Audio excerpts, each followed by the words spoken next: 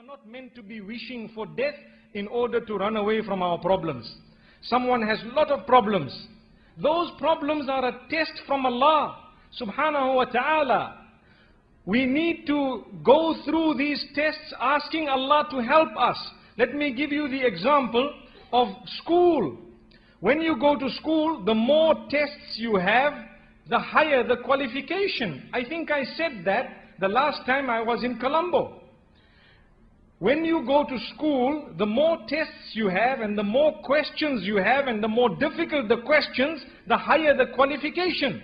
When you have a grade 7 test or an O-level test or an A-level test, according to the questions you will be able to determine what test it is. The bigger the question, the bigger the qualification. So Allah tests us in order for us to have a bigger palace in heaven. He puts more difficulties. So there is a person who is bankrupt and then suddenly his leg is amputated and then he loses his wife and then he loses his job.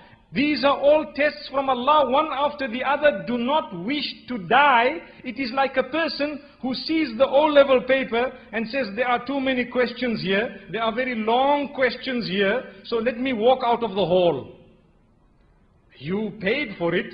You need to write at least. You need to attempt. You will get either A, B or C. And if you fail, you can repeat. Sometimes Allah tests us 2 times with the same test because the first time we failed.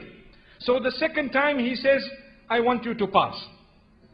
So we are not allowed to wish for death. Allah says, and this Allah subhanahu wa ta'ala has spoken about the others, meaning people of the book. Allah subhanahu wa ta'ala says they used to claim that no, life after death is only for us.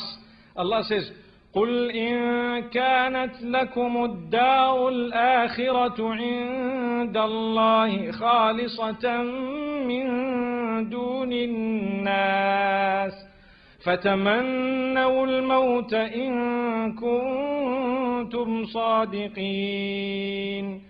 If you are claiming that the life after death only belongs to you, O people of the book, then wish that you would die if you are truthful. Allah says, you will never wish to die.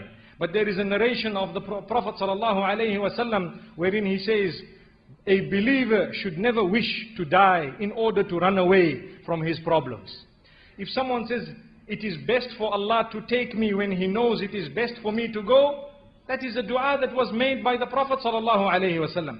He used to say, oh Allah, keep me alive for as long as you know that it is better for me to be living.